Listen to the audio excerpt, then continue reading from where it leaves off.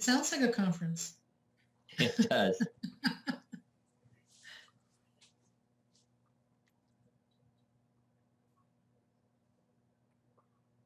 So just so everybody knows, this is the breakout session that is on OERTX, Open Educational Repository in Texas.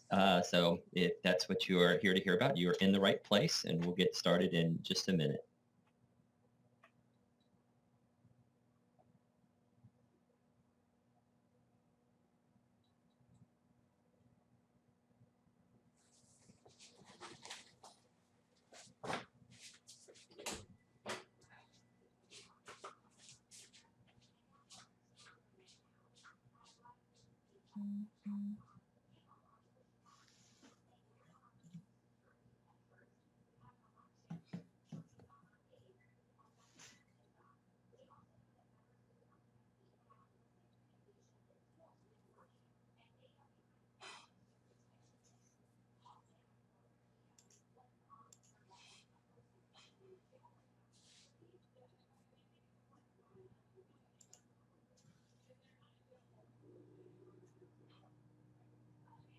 All right, I think we can get started now.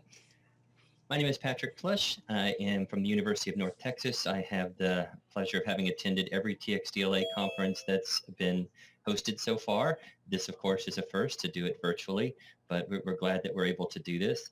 And today I'm moderating the session on open educational repositories and in particular the OERTX project that has been sponsored by the coordinating board.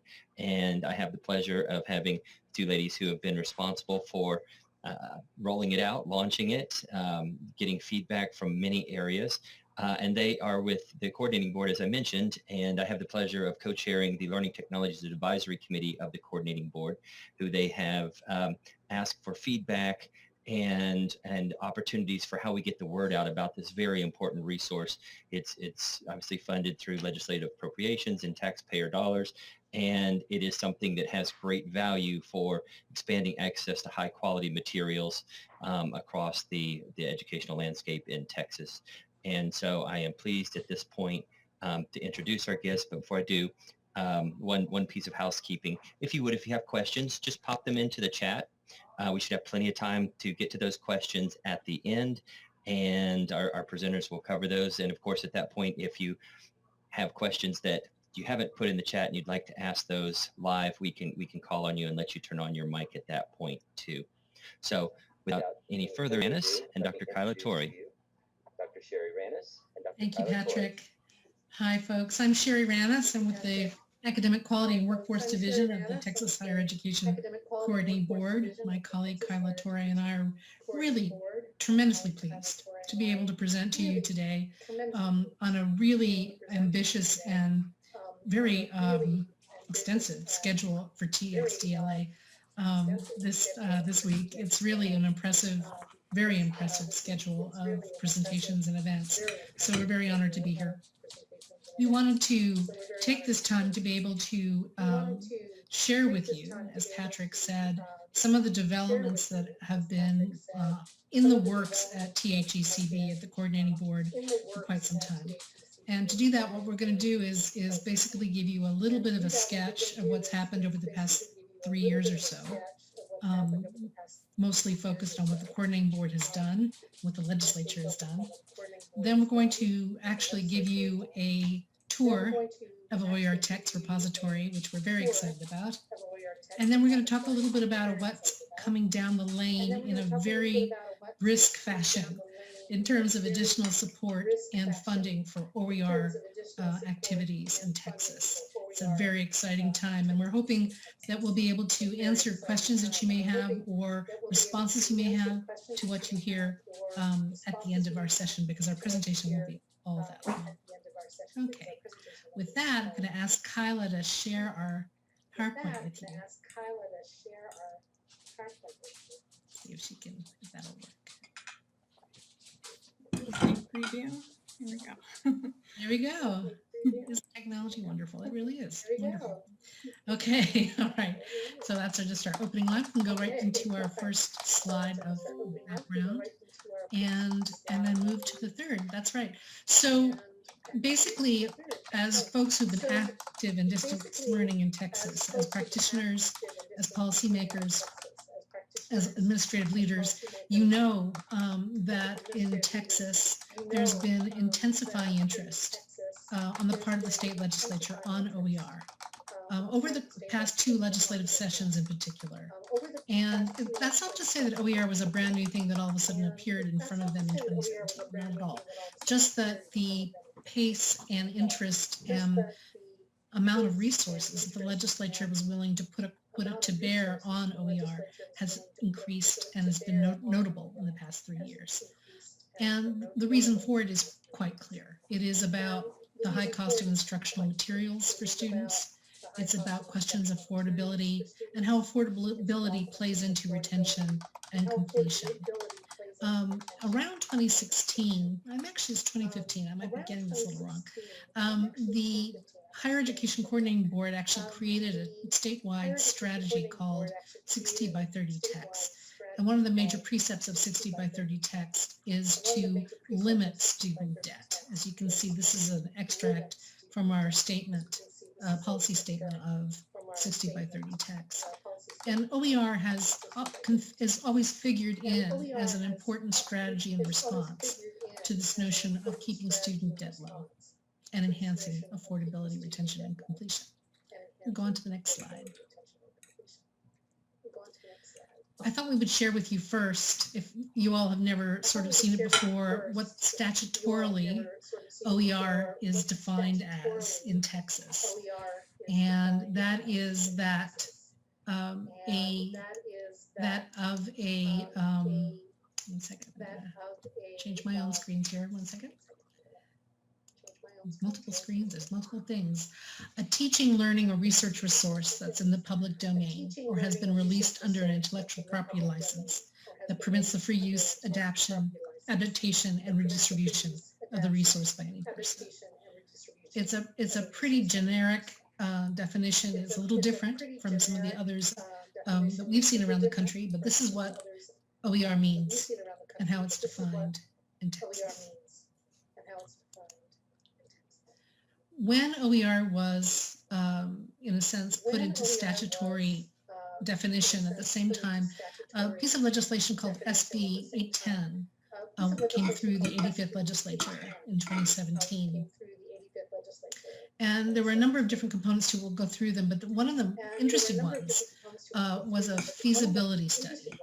And the feasibility study was actually conducted by the coordinating board staff, but in consultation with faculty and staff of Texas public institutions across the state, other Texas state agencies, textbook publishers, representatives of this OER community, and other stakeholders. And I dare say some of the folks who are in this session remember being asked questions about OER at the time in 2018.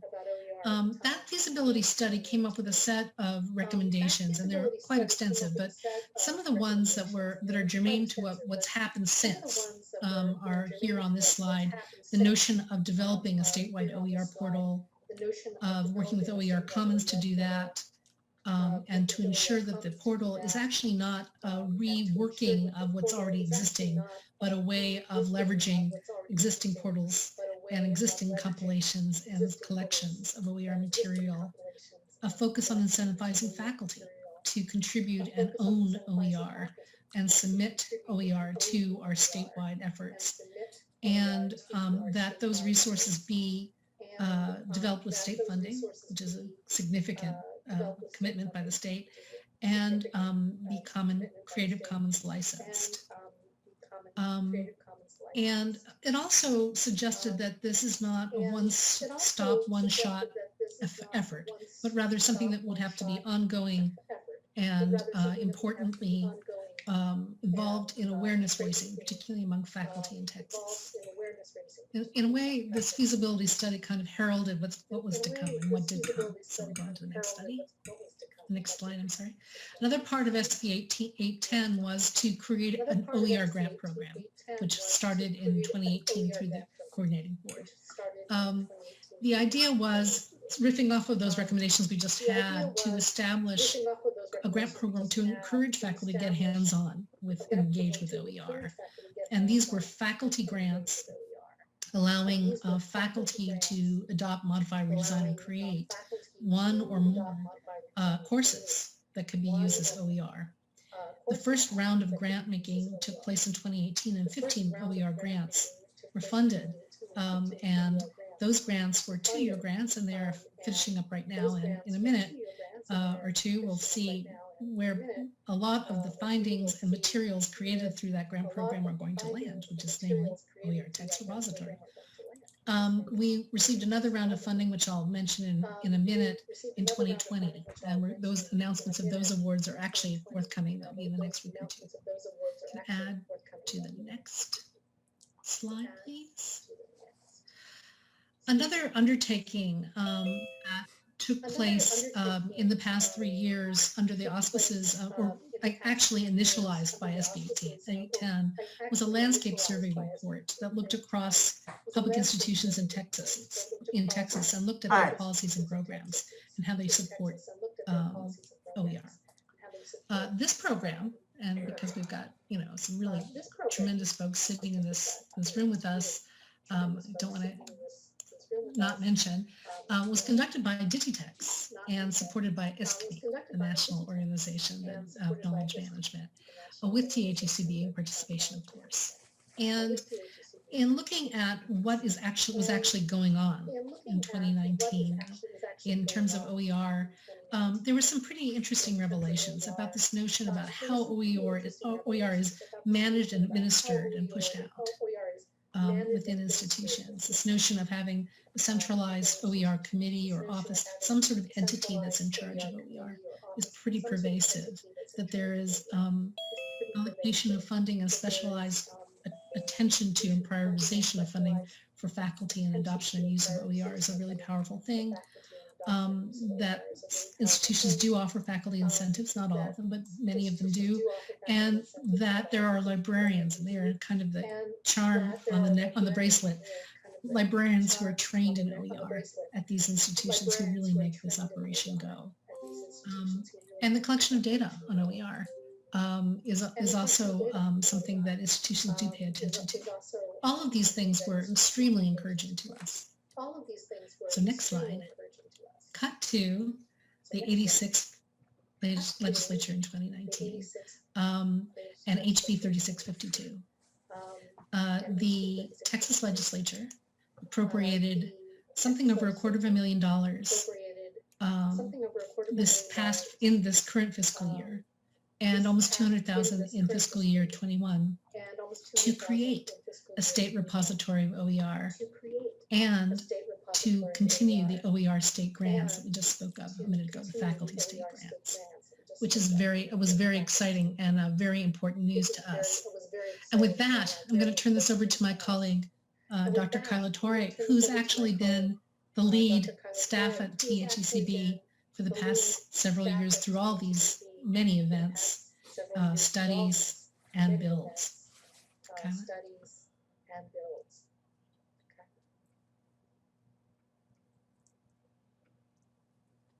All right, figuring out how to unmute myself while screen sharing technology. Okay, so as we said in the last legislative session, there was funding appropriated to create a state repository for OER, which came out of the 2018 feasibility study and is a project that we've been working on since the legislature told us that we had the go-ahead. So this is it. It launched September 1st of this year, so just a few weeks ago. And we've called it the OERTX repository.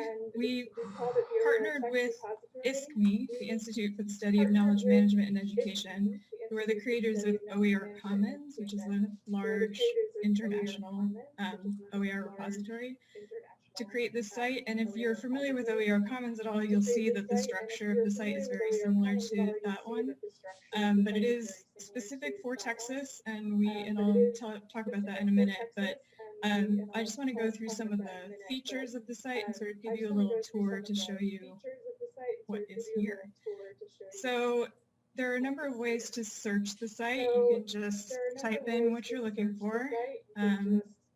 You can choose a subject, and these subjects are aligned to the Texas core curriculum courses and a number of other things. So they're specific for Texas. They're a little bit different than the OER Commons subject metadata. By education level, can search, and by course inventory. So you'll see that the Academic Course Guide Manual, or the ACGM, is in here already as an option. That's because there are materials in here that are specifically tied to courses within the ACGM.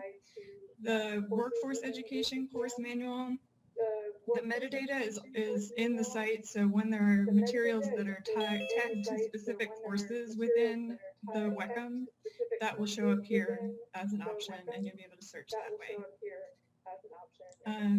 You can also go to the advanced search, and all of the sort of metadata options are here, so you can search by educational use or material type or a variety of other ways to find what it is you are looking for within the site.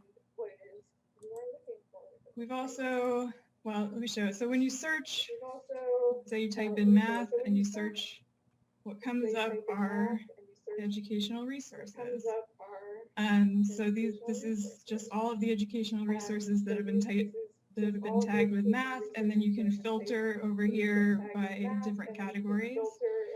Once you go into the resource, you can view the resource. If you have an account which is open to anyone with an email address, you can save the resource, edit.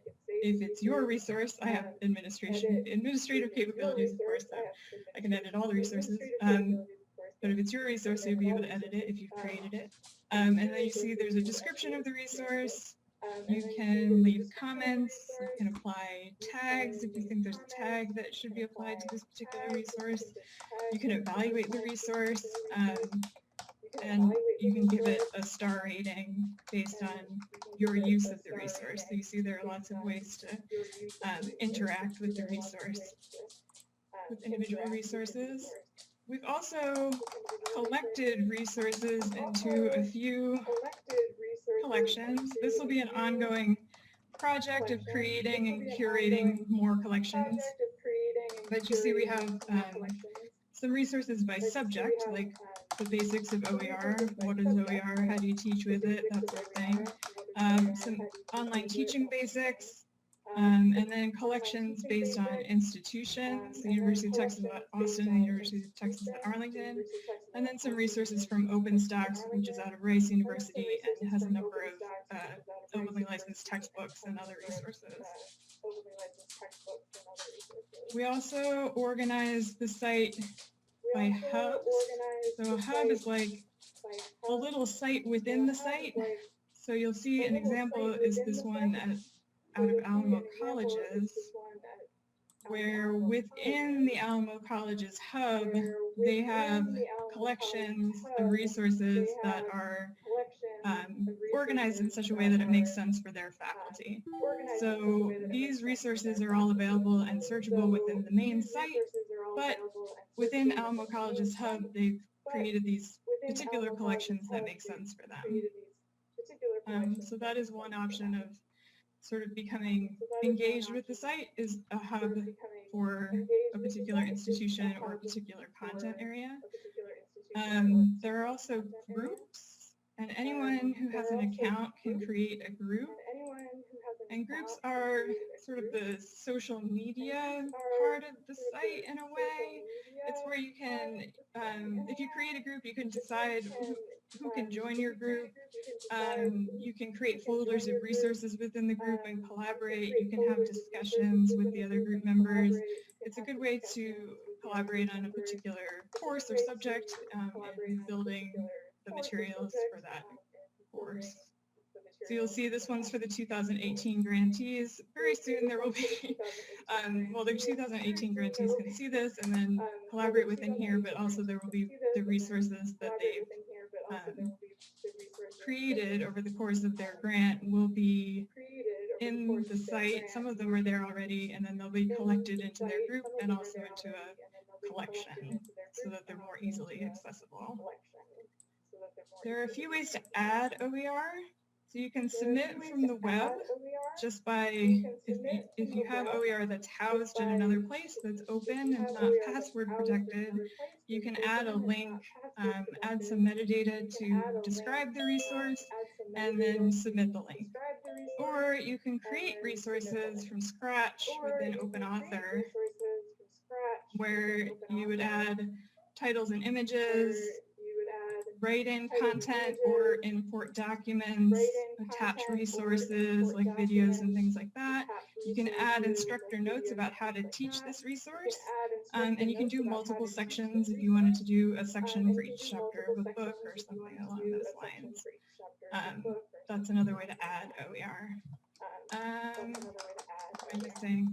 There is an option for support. So if you have help questions, you can come here and ask them through the help desk, or you can search the articles that are already available. And you see down here, there are integration tools with LMS. So if your institution wants to install the LTI tool in Canvas, for instance, then your faculty could download the widget into their Canvas and be able to search the site directly from Canvas and upload resources that way. We recommend that you do that on an institutional level rather than a faculty individual level. It's just a little bit easier to manage that way. So that is OERTX. I don't know if we want to stop for any questions that are sort of specifically related to OERTX before we move on.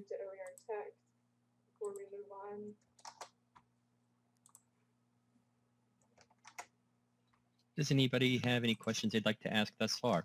Does anybody have any questions they'd like to ask thus far?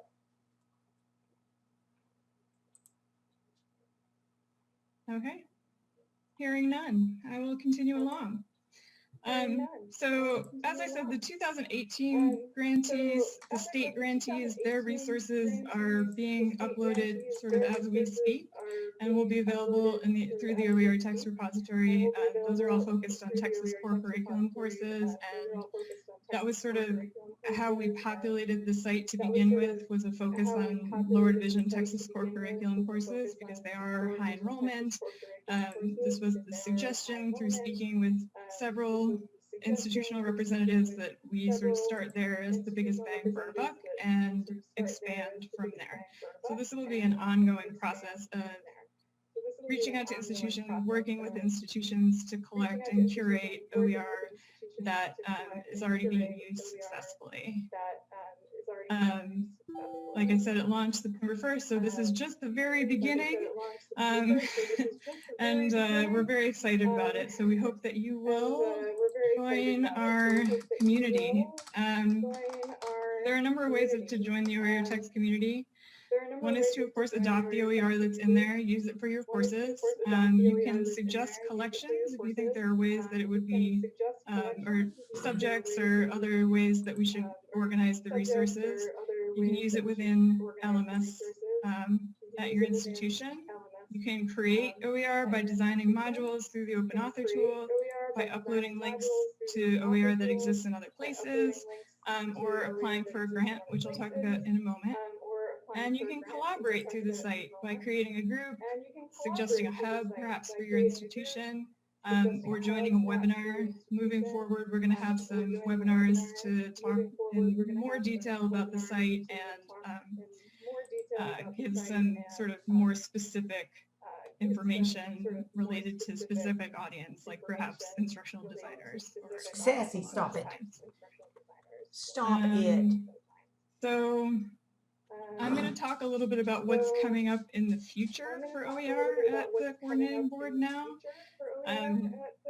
We have a number of initiatives that are coming out of the Governor's Emergency Education Relief Funds that we have received. Governor Abbott announced that he was going to, well, the state was going to invest $175 million in higher education out of these federal GEAR funds that come out of the CARES, the Coronavirus Act.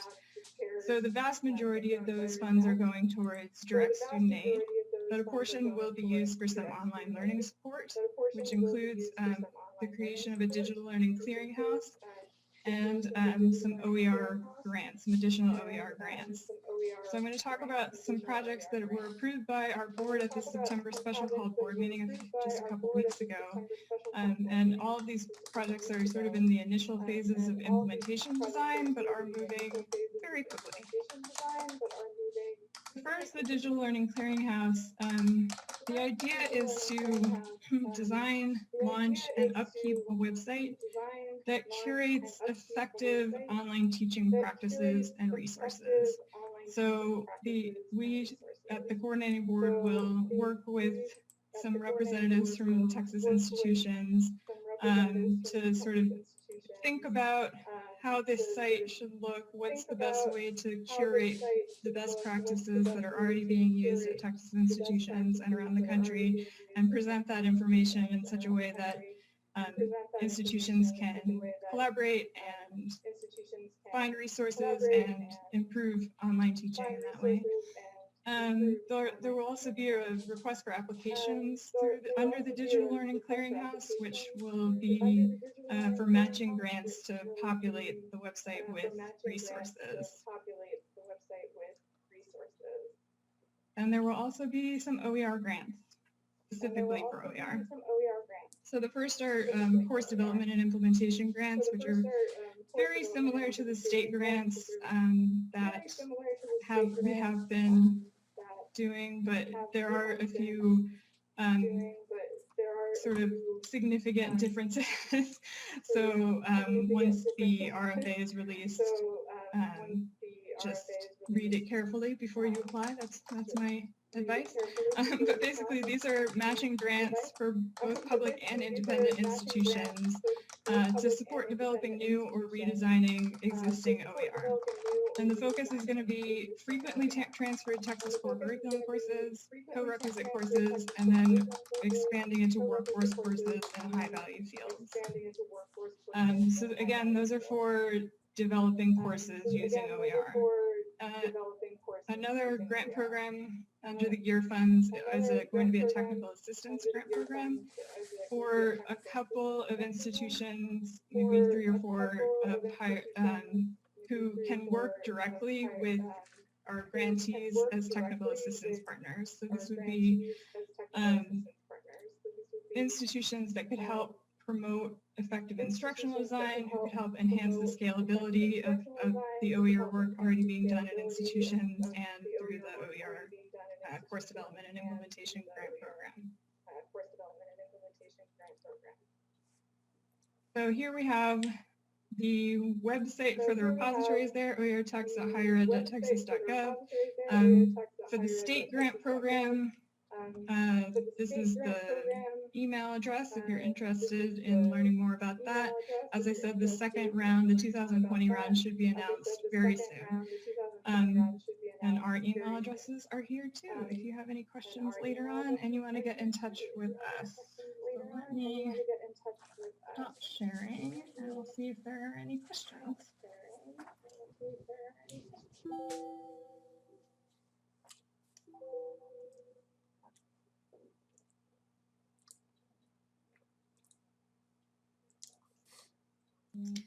Shout out to Judith. Thank you for putting in the chat the reference to the amazing materials that DigiTex has put together. We're so glad and so honored that you're a partner in OERTX repository.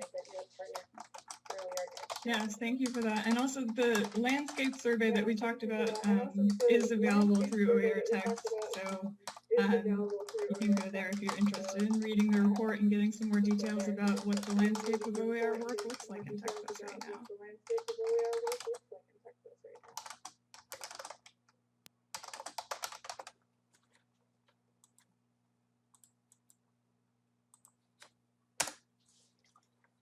I can't believe no one's asking about money coming down the pipe.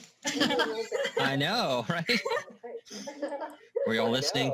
So at this point, we're in the question and answer session and kind of open discussion. I did just get a notification that we have until 2:15 for the session, so the full 45 minutes. So we've got almost 20 minutes for discussion here. And for this part, where it's going to be more interactive, you are welcome to turn on your cameras. And if you have a question, you can open your mic and ask it directly instead of typing it in the chat. We'd really encourage you to interact with us directly if you'd like to, or you can use the chat. And I see we do have a question from James Searles in the chat if one of you want to address that. Hi, okay, so can you talk more about the hubs and the repository? So there are a few ways that the hubs can be used. We have two there right now. One is out of Alamo colleges, and they are the ones who administrate it. And they organize the collection within the hub by subject area because that's what makes sense for their faculty. So you can find particular materials that relate to particular subject areas within their hub easily. There's another hub on the site that is just a sort of topic hub. We are in Texas at this point, and that has resources related to that. So moving forward, I think the idea is that more institutions could create their own hubs if they felt like that was useful for them, and then you can create collections within the hub. If an institution creates a hub, they are the administrators of the hub, and you can create collections within the hub that make sense to you. So that can be by subject area, by course, by faculty member, whatever makes sense to you.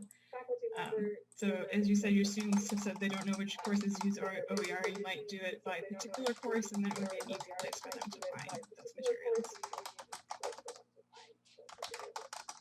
Yeah, I mean, I think primarily we've been focusing on faculty input and faculty use and faculty deposit in OERTX repository, but the idea that it's a completely open site, and we're hoping that it will be a resource for students when it's full, when it has content, full of content. I mean, even now, Alamo students will be able to access OER content that Alamo has put together through their own site as well as this one.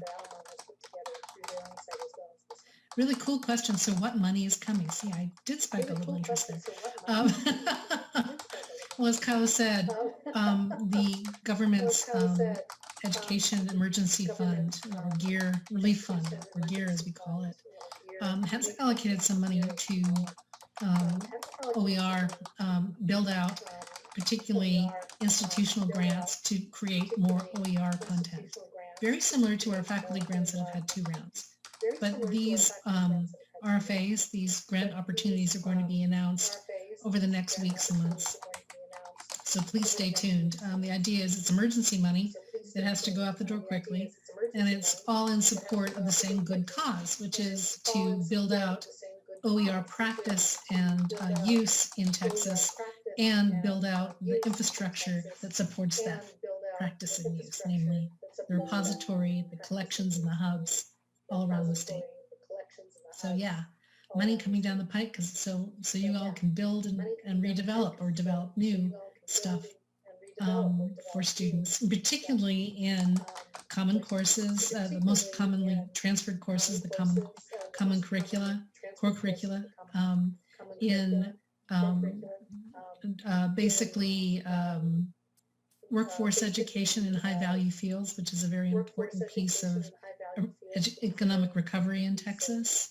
And the third is in developmental education, in that area where students who are preparing and prepping academically to be able to take college level post-secondary credit courses need assistance. All of those are areas that are incredibly important, so we're prioritizing them in terms of these institutional grants coming down the pipe. I've just restated what Kyla just said. I would like to suggest that if you don't already receive our e-updates where our grant announcements come out and that sort of thing, if you go to the coordinating board website, which is highered.texas.gov, and you go all the way down to the bottom, there's a little email envelope, and you can sign up for our e-updates through that and pick what topics are interesting to you, and then you'll get grant announcements as soon as they're released. That's a tool of the trade for sure. That seems like an important insider tip there. So it's great to share that. So in this Zoom session, we have both distance education leaders and practitioners and educators. What would you ask them to do with this information that you've given them in this opportunity? Well, a few things, I think. One is to spread the word about OERTX. We're really hoping that the OERTX repository becomes just part of the culture of OER in Texas. Like, we all use it and link our resources to it when we create them or find things that are useful. And also, attend a webinar, make the OERTX site your own by getting in touch and creating a hub or suggesting a collection, something like that. And apply for grants. Like, if you want to create materials that help populate the site and help create, more very successful OER courses for Texas, then please apply for one of the GEAR grants moving forward. We're really hoping, because we know that we have the benefit of a pretty extensive circle of very sophisticated OER, longtime OER users and developers in Texas. We're leaning on that group. You all, of course, are part of that world, to recruit and to also induct more faculty into OER. Come in, the water's fine. Judith's resources that really are geared toward that kind of induction and information sharing, so people can be more comfortable with OER and more accustomed to it. That plus COVID, a kind of sort of a natural point in time for us to really go out and allow folks to have access or become more aware of what they can use to learn about OER, what they can use to help build their first OER. There's money through our grants, but there's also these amazing materials through Digitex, other partners, all of which are accessible through the OERTX repository. So we're hoping that everyone will also be aware and lean on the repository when it comes to trying to bring in more folks into the OER fold. Judith put a little shout out for Open Texas. That's great. Already did it. Thank you. An OER conference this coming March, a virtual conference, so that will be exciting. We also, as I mentioned, we'll be having webinars moving forward, so there will be sort of more in-depth information about how to author within the site, what is OER and how do I use it, and that sort of thing. So keep an eye out for those webinars, and if you want to advertise them to any of your faculty or colleagues, we would appreciate that too. Yeah, don't hesitate to get in touch with us one-on-one, especially to Kyla, since she is our OER master.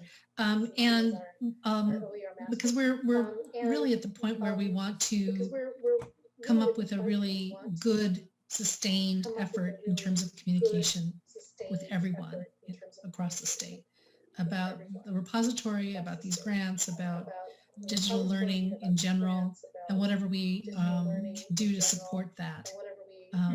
It's crucial, it's vital, and it's a priority for this agency. Yeah, I believe in that. Go ahead.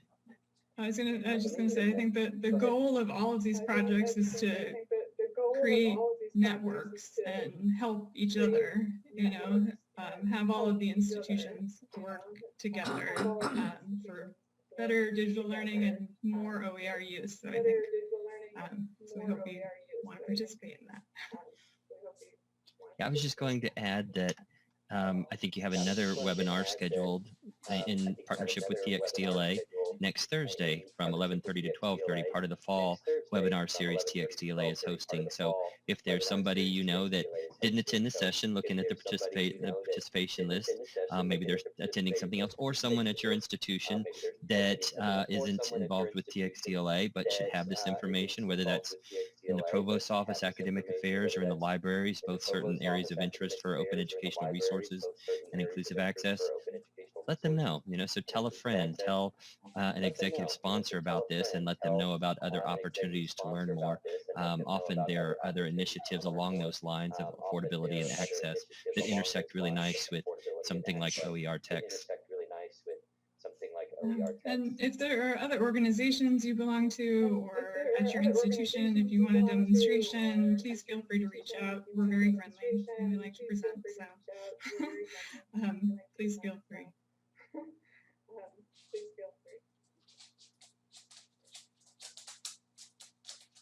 Are there any other questions? We've got some extra time, and I hate to give it back because this is such an interesting topic and so timely.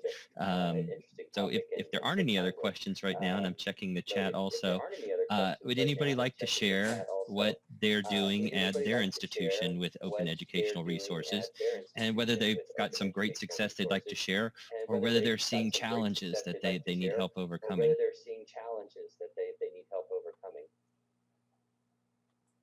I can't stare anybody down right now to answer me. I guess I could call people by name, but that just doesn't seem fair. Hey, Rolly. Hey, Patrick. Hey, everyone. Hi. Hey, Patrick. Hey, everyone. Yeah, I'm part of LTAC. I wanted to join. Thank you again for doing this for Texas DLA, and as you start to do more things out, the grassroots movements. I guess, I come from the leadership part of distance learning, and I'm under the provost academic affairs. I guess moving forward on our campus, and I see James is on here, and we got Katie Group and the system, ANM system, but a lot of things happening. The conversation starts with many people. The bookstore, academic affairs, the deans, the provost. I mean, there's a lot of moving parts to even pushing an OER initiative on campus. I mean, at AM Kingsville, we're starting that about a year ago. We started formatting, conversations with, look at the contracts of the bookstore, look at this, look at, the deans, starting everything. We started a lot, then COVID hit. Things have kind of been on the sidelines, but I know through, THECP, we wanted to move forward and keep continuing the grants and the information. I guess the challenging part I'm having is how to start those conversations again, and who are the right stakeholders. I mean, right now y'all are kind of showing us, the platform and the back behind the scenes, but I guess who's your audience coming forward? Because I know who to contact on my campus, but those things you might ask, when you start to advertise your webinars, your audience is provosts, deans, again, and then we could start going, hey deans, hey provosts, this is a webinar we should attend. There's an initiative from the state. There's an initiative from the from the university. So again, those are kind of the challenging parts, because not one person is responsible for OER. It's a multiple array of people, and it all starts with the faculty too to adopt it. The adoption that's crucial.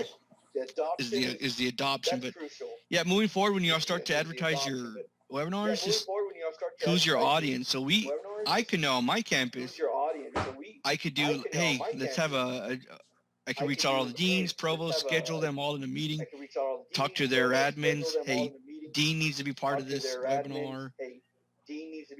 Because I don't want blind, what's all this OER stuff going on? No, it's been going on.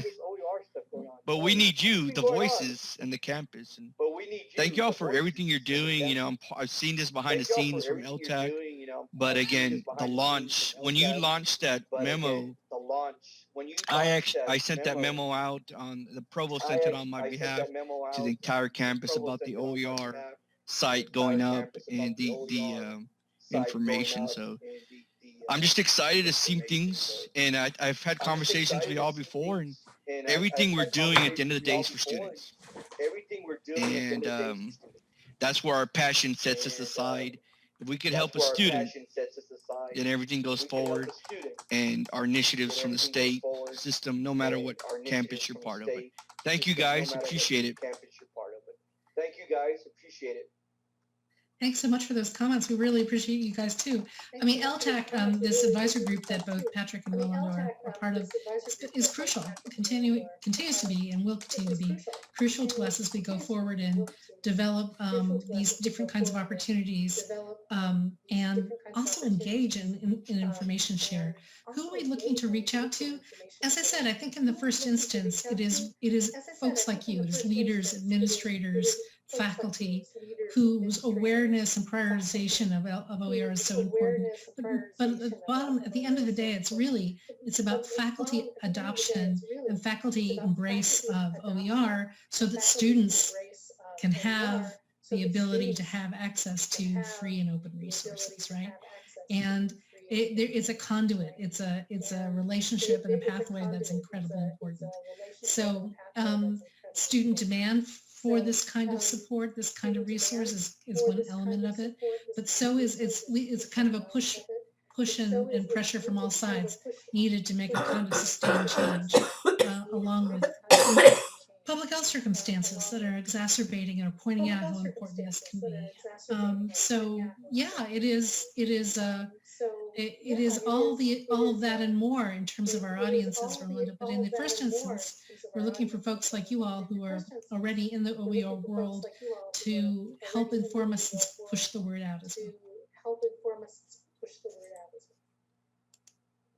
Absolutely. And I did get a signal a couple minutes ago that we had 5 minutes left in our session. So we're almost there. If anybody has any final questions or comments. Patrick, when you touched your earpiece, like you had like I just got word we got 5 minutes left. That's That was right. cool, man.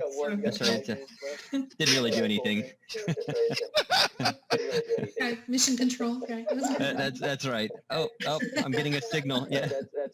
Well, thank you all for attending, and thank you to our presenters from the coordinating board. We really appreciate your being with us here today and getting the word out, and we will help you do that. So thank everybody so much. Very much. And do feel free to reach out. Thank you.